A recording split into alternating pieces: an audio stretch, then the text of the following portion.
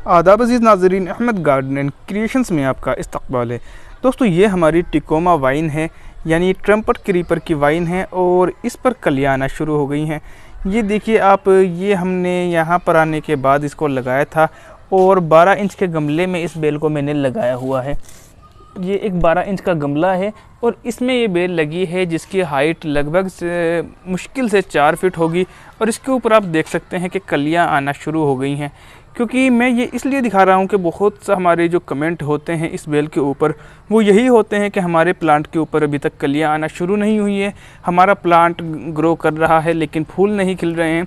तो मैं आपको दिखाता हूँ कि जब इसका सीज़न होता है तो पहले ही सीज़न में 1 साल की अगर हमारी बेल है तो उसके ऊपर भी कलियां आ सकती हैं। तो मैं जैसा कि मैंने आपको बताया कि हमारा 12 इंच का गमला है। हाँ, ये बात ज़रूर है कि जिसको हम गमले में लगाते हैं तो गमले का साइज़ थोड़ा बड़ा होना चाहिए। तो आप देख सकते हैं कि मेरे हाथ से अंदाज़ा लगा सकते हैं कि हमारा गमला जो है वो इतना बड़ा हो कि जिसमें ये जो बेल है वो अच्छी तरह ग्रो कर सके।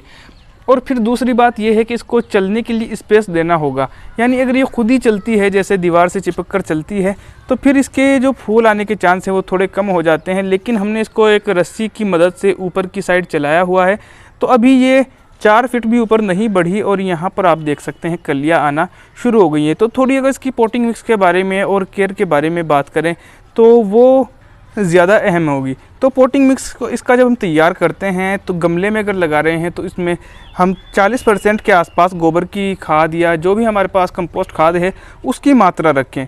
और इसके अलावा जो हमारी मिट्टी है 40% के आसपास मिट्टी लें और बची हुई मात्रा हम रेत की शामिल कर लें। अगर मिट्टी पहले ही हमारी रेत वाली है, बालू वाली मिट्टी है, तो फिर हम रेत की मात्रा को अवॉइड कर सकते हैं। फिर ज़रूरत नहीं है कि हम अलग से इसमें रेत ऐड करें। तो ये मिक्सचर होगा गमले में लगाने के लिए और ये आपको काफ़ी अच्छा रिज़ल्ट देगा। इसके साथ ही जब आपकी बेल लग चुकी हो और ये जो सीज़न चल रहा है फ्लावरिंग का शुरू होता है, बल्कि मैं कहूँगा कि अप्रैल के वक्त से ही आप अपने बेल में, अपनी वाइन में जो केमिकल वाला खाद होता है वो देना भी शुरू कर दें। उसमें आप DAP को सबसे ज़्यादा प्रायोरिटी दें। DAP की 1 चम्मच खाद आप जो टेबल स्पून होता है वो इतने बड़े गमले में देंगे तो काफ़ी रहेगा। उसके जो दाने होते हैं उनको एक बार पूरे गमले में बखेर दें और फिर उसको किसी भी खुरपी की मदद से या किसी भी टूल की मदद से हम अच्छी तरह से गुड़ाई कर दें, जिससे कि वो खाद जो है वो अच्छी तरह से मिल जाए। और फिर इसके बाद हम टाइम टू टाइम पानी देते रहें तो वो जो दानों वाली खाद है वो ज़्यादा असर करती है, वो थोड़ा थोड़ा घुल कर हमारे प्लांट को मिलती रहती है। लेकिन अगर लिक्विड डालते हैं तो लिक्विड गर्मियों में भी ज़्यादा अच्छी नहीं होती। लिक्विड से जो पावर है हमारे प्लांट को वो बहुत ज़्यादा स्पीड के साथ मिलती है, तो बहुत बार ओवर फर्टिलाइजिंग भी हो जाती है। तो इसलिए आप दानों ही की जो फॉर्म में खाद का इस्तेमाल करें गर्मियों में, और सर्दियों में आप दानों में भी इस्तेमाल कर सकते हैं और जो लिक्विड होता है उसमें भी आप खाद का इस्तेमाल कर सकते हैं।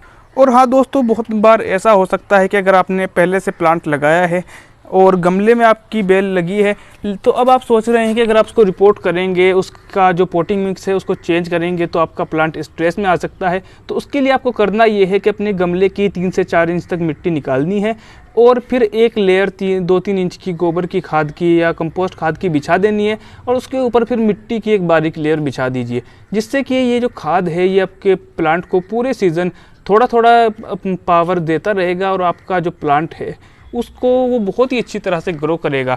तो ये भी एक तरीका होता है, जो हमारा प्लांट लगा हुआ है उसको हर सीज़न जो ऑर्गेनिक खाद दी जाती है वो इसी तरह से देते हैं। यानी कि जो बड़े प्लांट होते हैं उनको हम रिपोर्ट नहीं कर सकते हर सीज़न में, तो उनको हम इसी तरह से खाद देते हैं।